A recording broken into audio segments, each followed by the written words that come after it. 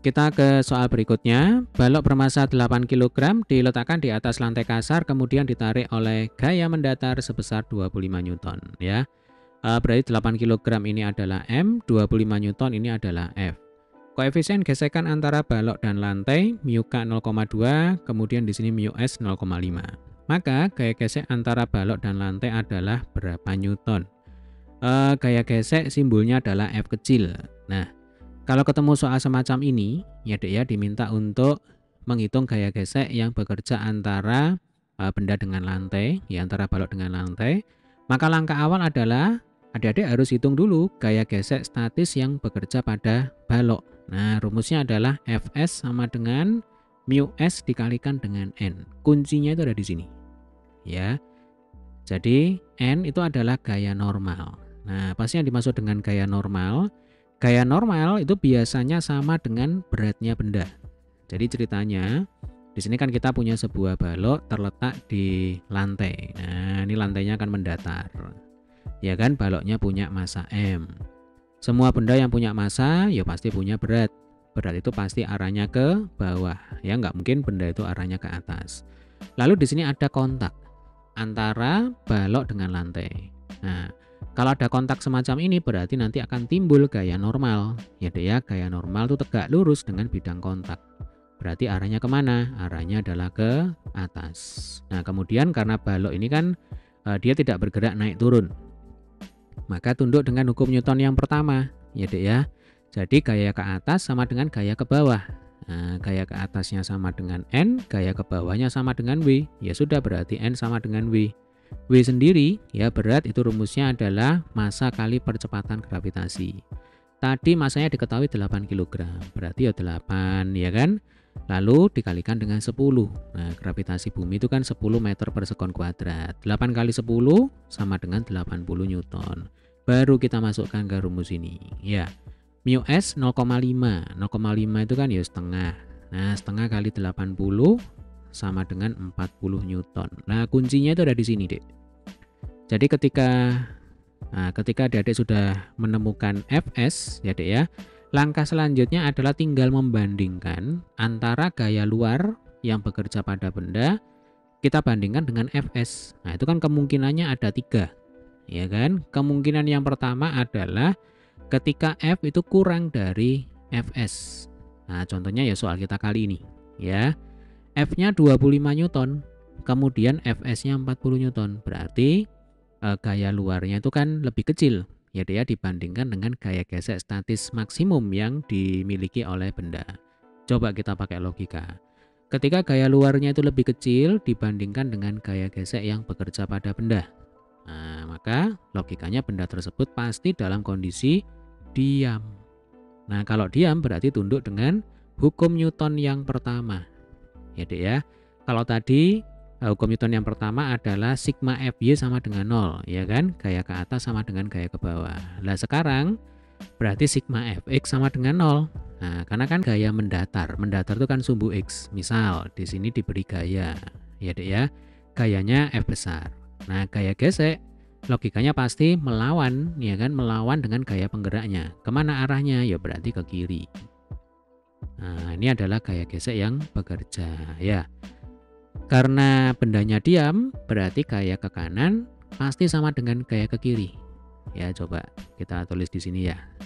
Jadi gaya ke kanan itu F, ya Dek ya, pasti sama dengan gaya ke kiri. Berarti F kecil. Nah, yang ditanyakan adalah F kecil. Ya berarti tinggal dibalik aja. Nah, F kecil sama dengan F sama dengan berapa? Sama dengan 25 Newton. Ini jawabannya, sebenarnya sudah ketemu, ya. Nah, ini jawabannya, ya. Misalkan nanti F-nya ini kita ganti.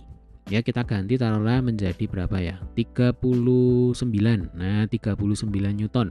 39 dengan 40 menang mana? Tetap menang 40, ya Dek ya. Maka logikanya bendanya pasti masih dalam kondisi diam. Nah, kalau ditanya berapa gaya gesek yang bekerja? Ya jawabannya adalah 39 Newton. Sampai akhirnya gaya luar yang bekerja pada benda itu sama dengan gaya gesek statis yang dimiliki oleh benda, ya. Ini kemungkinan yang kedua, ya Dek ya. Ini kita bahas seluruhnya ya, karena kita sekarang sedang belajar. Kalau jawabannya ini sudah ya, ini 25 Newton jawabannya. Jadi ketika F itu sama dengan Fs, maka benda dikatakan tepat akan bergerak. Ya, saya singkat aja, tepat akan bergerak. Nah, tepat akan bergerak itu berarti sudah bergerak atau belum? Jawabannya adalah belum, ya Dek ya. Berarti tepat akan bergerak atau masih dalam kondisi yang diam. Nah, kalau ditanya berapa gaya gesek yang bekerja, ya berarti F kecil sama dengan F besar. Nah, F besarnya ya berarti sama dengan Fs, ya Dek ya. Ini F sama dengan Fs, berarti F kecil sama dengan Fs. Sama dengan berapa? Ya sama dengan 40 Newton. Artinya ketika bendanya tepat akan bergerak, ya, tepat akan bergerak itu masih diam. Kalau ditanya berapa gaya gesek yang bekerja antara benda tersebut dengan lantai, jawabannya adalah sama dengan gaya gesek statis. Ini mestinya gaya gesek statis maksimum, ya Dek ya. Nah, ini mestinya seperti ini rumusnya. Ya, oke ya, jelas ya. Ini kemungkinan yang kedua. Nah, sekarang kemungkinan yang ketiga itu ketika gaya yang diberikan, ya Dek ya, itu lebih dari Fs maksimum. Nah, ini kita perbaiki aja ya, ini Fs maksimum. Nah, jadi ini mu s maksimum. Nah, ketika F itu lebih dari Fs maksimum, maka benda logikanya dalam kondisi bergerak. Ya Dek ya, gerak apa? Gerak lurus berubah beraturan, atau langsung aja nih ya, disingkat aja ini. Nah, kenapa bisa gerak lurus berubah beraturan? Coba kita pakai logika. Ketika F ya, gaya luar ini yang bekerja pada benda itu lebih besar dibandingkan dengan gaya gesek. Berarti gaya hambatnya itu lebih kecil dibandingkan dengan gaya penggeraknya. Logikanya benda tersebut pasti akan bergerak. Nah, karena ada selisih gaya, ya Dek ya, berarti sigma F-nya kan tidak sama dengan 0. Nah, ketika sigma F tidak sama dengan 0, maka tunduk dengan hukum Newton yang kedua. Hukum Newton yang kedua itu adalah sigma F sama dengan M kali A. Nah, ini kalau mau detail ya. Nah, di sini kan ada percepatan. A itu percepatan. Benda yang memiliki percepatan berarti benda tersebut bergerak lurus berubah beraturan. Itulah kenapa ketika F ya Dek ya, lebih dari Fs maksimum, maka bendanya akan bergerak lurus berubah beraturan.